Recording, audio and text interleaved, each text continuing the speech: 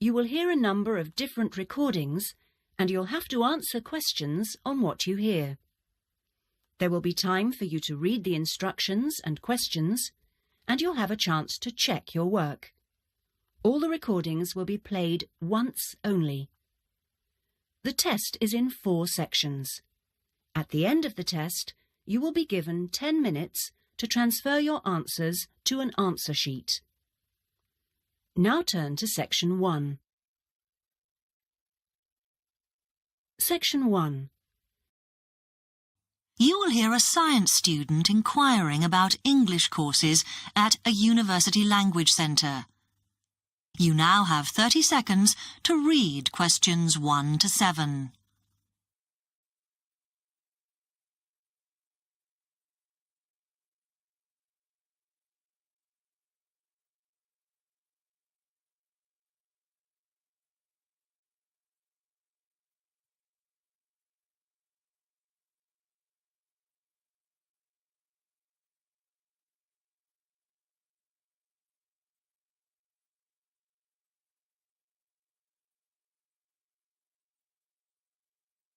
Hi, I've come to ask about the English courses you run for international students. Oh, right. I assume you're a student at the university. Yes, I've just started. Okay. Well, we've got a range of courses. It depends what you think you need and how much. Oh. We can't run everything at the same time, though. So, for example, in this first term, we are just doing a writing course. I see. That sounds quite useful. What else is there? Some of the courses only run for single terms, and we tend to focus on what students have difficulty with. That means we don't usually do speaking courses, but next term you can do listening. Oh. That'll help you with lectures and things. Our provision is all based on what the majority of our international students need. So, is everything term-based? There's nothing that you run all year? Well, let's have a look. Yes, there is a class for vocabulary and grammar every term. That's for everybody, but it's split into 3 or 4 levels. And what about in the holidays? We don't do anything during the winter or spring break. Oh. But over the summer, there's just general classes because that's what most students want. A bit of everything. Mm-hmm. Okay, quite a variety then. I'll have a think about what I really need because I haven't got much time. Do you have about 20 students in each class, the same as our science seminars? We try to keep it at about 12 and certainly not more than 15. Mm-hmm. It's important for language classes. They're very different from your normal courses. Right. And how much are the classes? The rate varies depending on how many hours you attend, but you shouldn't have to pay. Usually, the department will fund you and even sort out which classes you need. Brilliant. It would be quite useful for me to have a certificate to take back to my country. Do you put us in for exams? Yes, but we don't like them to clash with your main course exams in June, so we run them in May. Oh. That leaves you time for revision. Do I have to sign up for something now? I'm not quite sure what I want. Classes haven't quite started yet, so you've got time to decide what you do. All we insist is that you sign up before week 5. That gives you about 3 weeks to decide. Okay. You now have 15 seconds to read questions 8 to 10.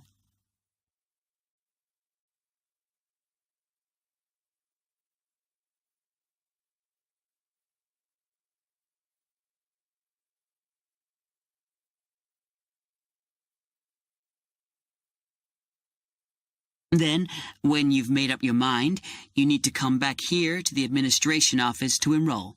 What do I need to bring with me when I enroll? My identity card, I guess. Yes, or your passport. Uh-huh. Then you'll be given a registration form, which you'll have to show to the teacher when you have your first class. Okay. And should I ask my tutor about which classes I should do then? Yes. Then you get a note from him and give that to the desk when you register. Can I use the computers here as well? Yes, you'll be given a password when you go to your first class. So remember to bring a disk with you to save your work on, as you won't be allowed to save it on the hard drive. Okay. Will I need anything else? Dictionary? We've got loads of those here that you can borrow. But you'll need a notebook, as we don't provide paper or files. Okay. Thanks. That is the end of section 1. You now have half a minute to check your answers.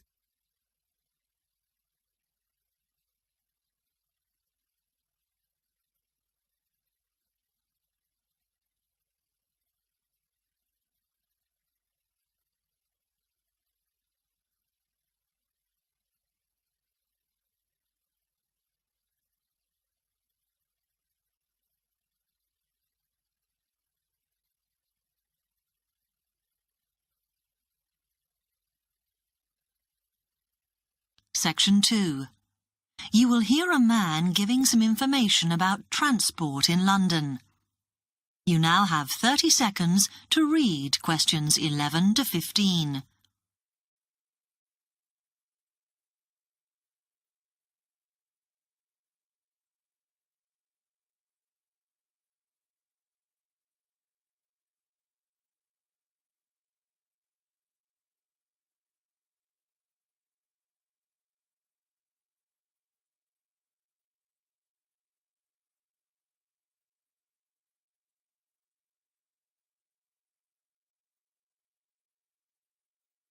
Hello, can I help you? Oh, yes. I was wondering what the best way was for me to get around London. Well, there are a lot of possibilities. As you probably realise, the main ways to get around are bus, train and tube. Oh? The underground. Oh. It depends how much you want to spend. All forms of transport offer special tickets, such as cheap day returns on the trains and so on. Overall, you'll spend less on the bus, as it operates on a basic flat fare for each journey. But of course it may not go to where you need to travel to. The mainline trains only operate in the outlying areas, though a few cross London, whereas the tube has stations which are placed in central areas of the city, close to the main sites and shops. Obviously there are more bus stops, but you will probably have to change buses to get where you want, which can be inconvenient. You will find that the buses are mainly in the central areas, but some tube lines go quite a long way out of London, so you could use this for longer journeys. Having said that, the tubes do get very crowded, so you should use the train if you want to sit down. It does depend where you're travelling to. Well, I'm living on the outskirts, but I have to travel into London to college every day, and then around London when I'm here. OK, so time is going to be an issue for you. The tube should be fast crossing London, but quite honestly, there are so many delays that it's not very efficient. Again, the train has fewer stops, so is probably your quickest option to get to and from college. Of course, which service you use might depend on how frequent it is. I mean, the trains might only be every 20 minutes or whatever, but a timetable is published to save you hanging around. There are a lot of tube trains at busy times of day, but fewer at other times, whereas the buses run every 5 minutes through most of the day, and there are night buses. But you'll need to check out your route first. You now have 30 seconds to read questions 16 to 20.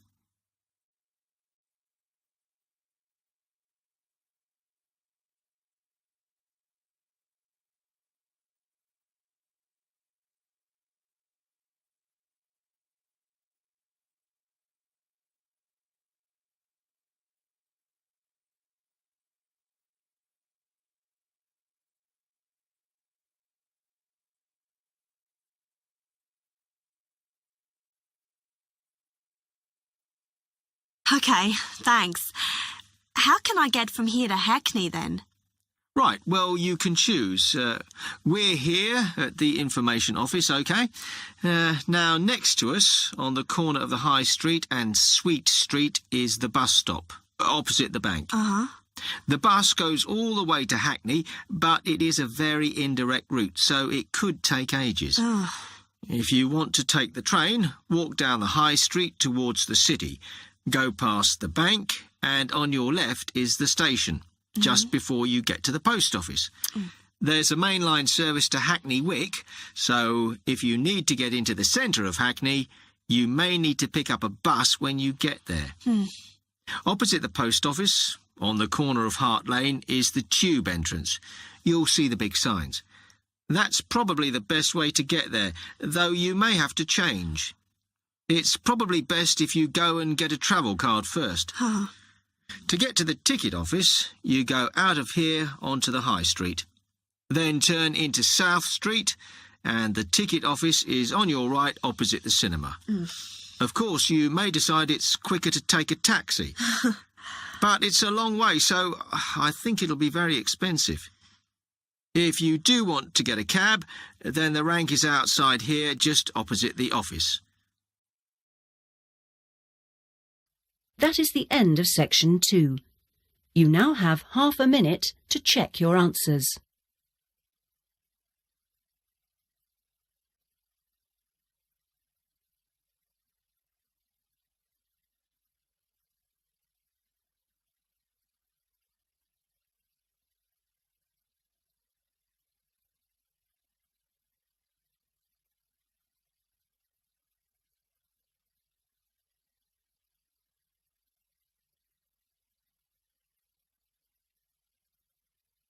Section 3.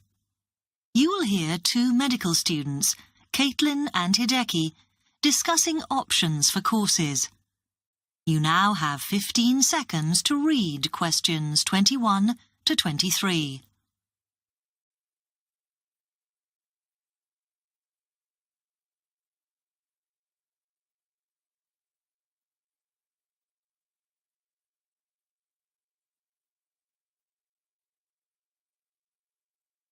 Hi, Hideki. How are you? Fine. I'm glad I bumped into you. Have you got 5 minutes to sit down and discuss our extra course options for next term? Yeah, sure. You mean the support courses for our modules? Yes. We've got 3 choices, and I'm not sure which would be best for us to do. Let's have a look. Yeah, we could do science and ethics. Sounds quite interesting. Yes, but I think we should be thinking what we get out of each course. So, science and ethics, there's a lot of reading and research to do. And I don't think it comes up in the exams, does it? I'm not sure. Oh, I see we have to do assignments and we get our score from that. But what it would do is to force us to get better at doing essays and reports. You know, organizing them and using the right kind of language. Might be worthwhile. Yeah, you're right. An alternative is the pharmacology prelim course. Oh. I think it's in case we want to go on to transfer to pharmacology at the end of the year, because lots of students do. So it depends what we want to do in the future. But apparently, they send you off to find out about various companies and the differences between their products. It would give you lots of practice in investigative studies and analysis. I think I'd quite enjoy that. Yes, I see your point. Then the other option is reporting test results. Sounds a bit boring. Not sure why they have a separate course just for that. Well, I could certainly do with some help in that. Because if you go out into industry, that's what you'll spend most of your time doing. So it's got a very practical application. I think I'm going to go for pharmacology. Me too. You now have 30 seconds to read questions 24 to 30.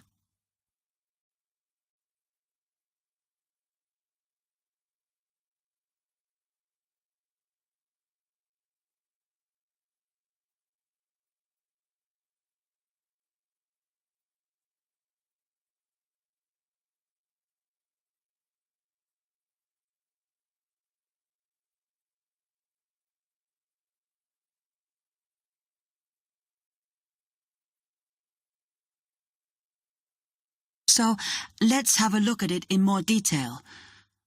Oh, goodness. If we do pharmacology, then we have to do a supplementary maths course. Oh no, that's not fair.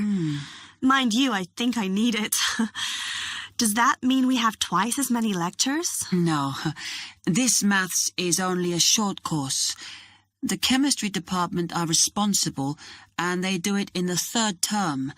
So we've got all next term to settle into the pharmacology bit. I find the tutor makes a real difference. Some of them make chemistry so easy, and some of them I can't understand at all. Like that one we had from Oxford University. Oh. Mind you, the one on this course should make sense because he's a lecturer who's coming in for a few weeks from industry. So at least it'll be linked to the real world. Yeah. The project we have to do on this pharmacology course is huge, and it doesn't give us much time. We have to make a decision about what we want to do on the project as soon as we start in January, and then hand in our plans before the end of the month.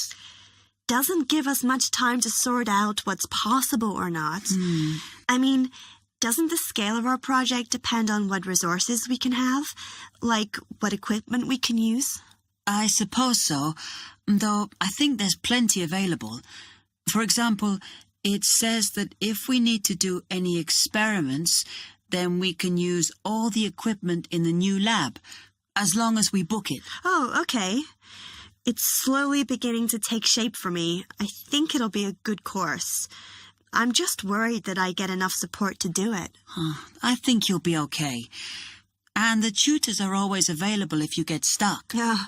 Actually, it says that if you're not sure, then in December, they'll be running 1 or 2 additional seminars.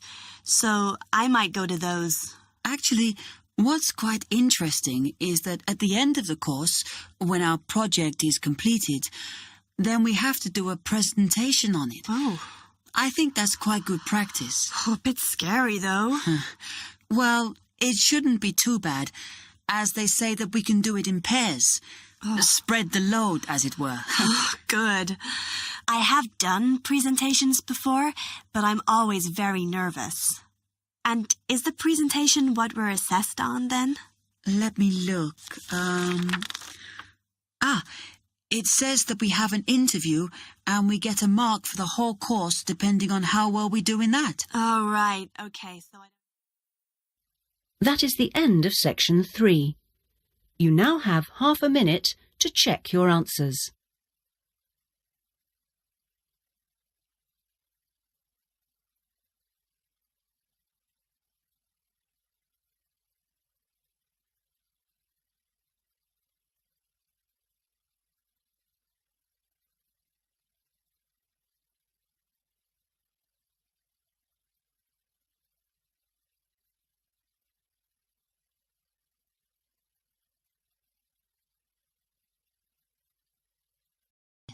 Section 4. You will hear part of a lecture on cities of the future. You now have 30 seconds to read questions 31 to 37.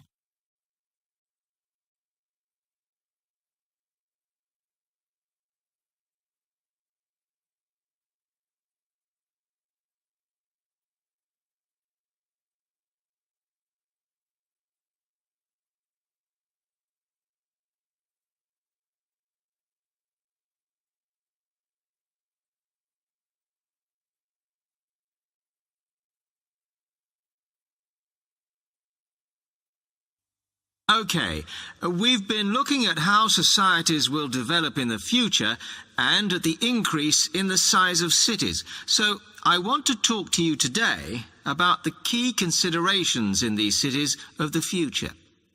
There are 3 key elements I want to look at, and these are the new features they will have, issues of size, and the main problems to be considered. First of all, individual transportation will be a big factor in these new megacities as public transport becomes unmanageable. There'll be a huge rise in the use of segways, which are personal transporters like motorized scooters. As a result, And partly also to reduce pollution, roads will be altered so that they are narrower and will take up less of a city's space than they do currently. Naturally, this is a major change to the infrastructure, and something that may hinder it is the huge amount of investment it will require. The next thing is, what is going to happen to the commercial areas? We do not want these to become even larger concrete jungles than they are at present, so we have to look at design. And current designs for city development include building gardens on the roofs of these buildings to make a more pleasant environment for workers. And you may think that these areas will expand to cope with increased commercial activity. In fact, the prediction is that they will cover 1/5 of the area that they do at present as we build upwards. The exception to this is shopping centres, which we predict will expand with more and more temperature-controlled malls.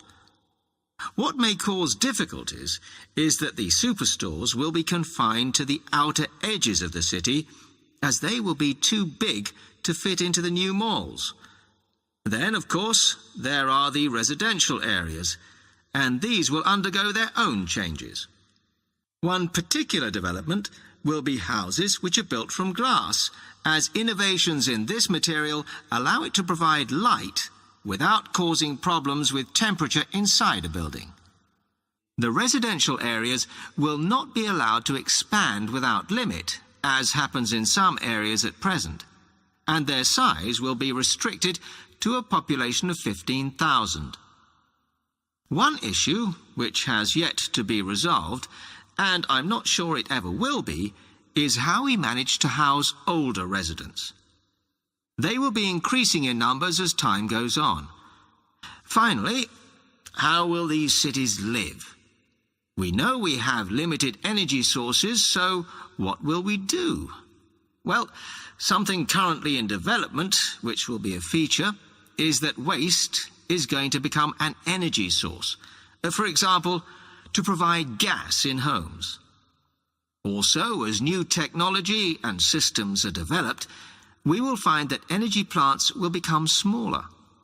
Another energy source we could use, but one which raises issues of having enough space and too much noise, is wind farms. Because of the problems, I'm not convinced these will be the grand solution to our energy problems that we thought they were going to be. You now have 15 seconds to read questions 38 to 40.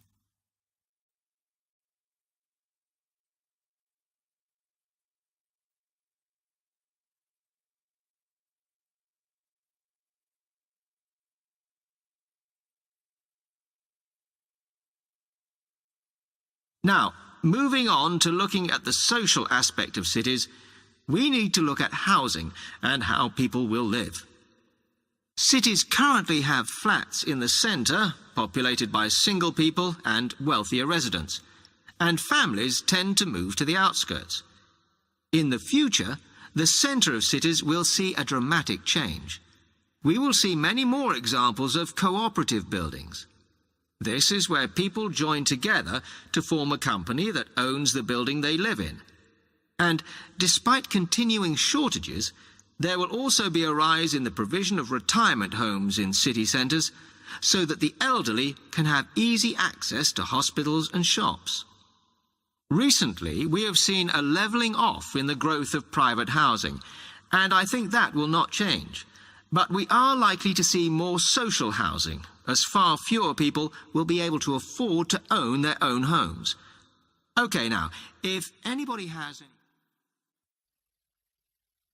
That is the end of section 4.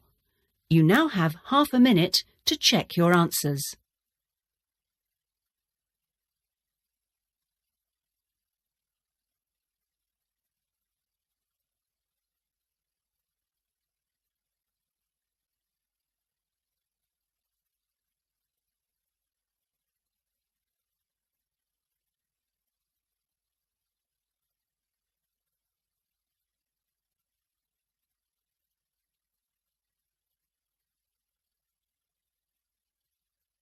That is the end of the listening test.